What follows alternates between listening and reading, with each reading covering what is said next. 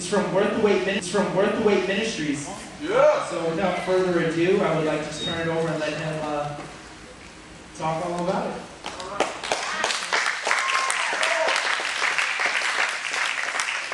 All right, Adam, thank you. How's everybody doing tonight? Yeah. Good.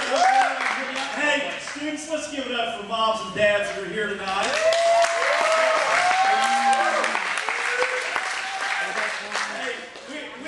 Grew up in a very confusing time. When I was growing up, we had great love songs like Can't Hurry Love, Stop in the Name of Love, All You Need Is Love, and all of this. And by the time we were finished and that era kind of was changing, we had songs like There's a Hand in a Fisted Glove, and the eagle flies with the dove, and if you can't be with the one you love, baby, love the one you're with.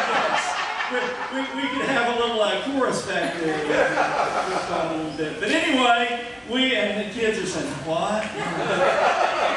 Never heard that. And so anyway, moms and dads, thanks for being here tonight.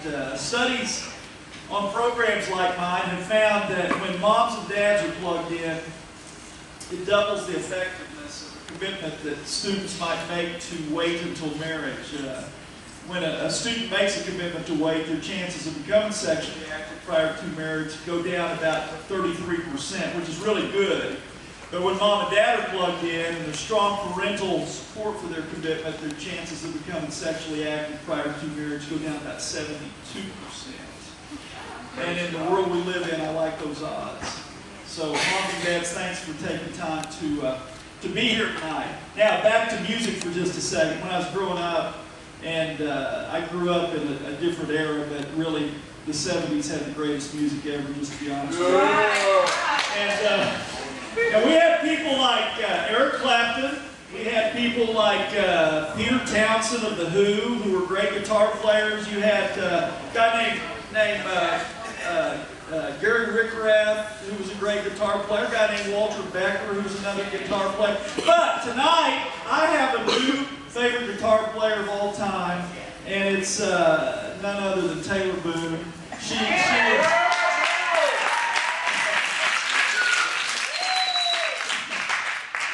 I'm not gonna lie, Taylor's always been one of my favorites. I'm a little prejudiced there.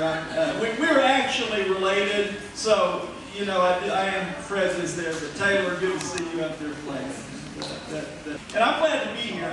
Fortunately, we have good time together. I love my daughter. Then I have two 4-year-old twins. I'm married to a wonderful lady named Missy. The twins are Jackson and Juliana.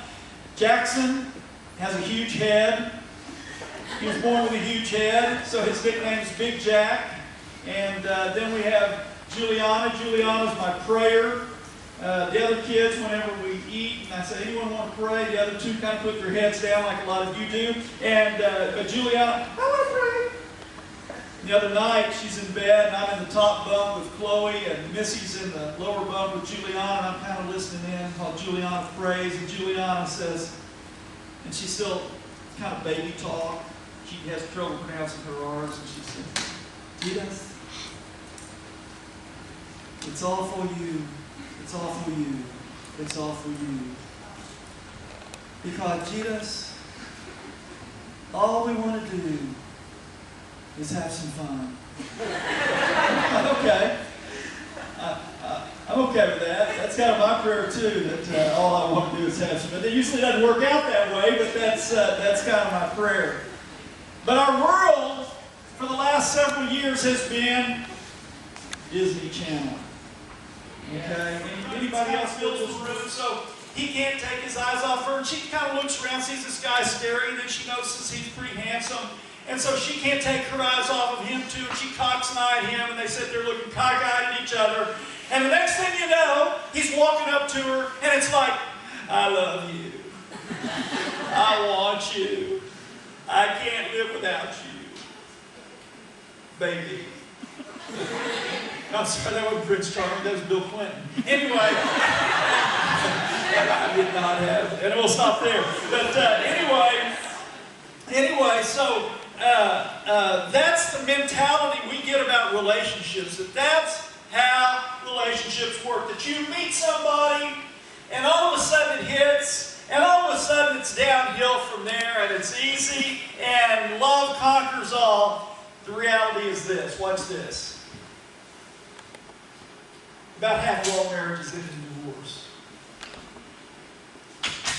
Among those who don't divorce, who stay married, about another 15 to 20% of those people aren't very happy.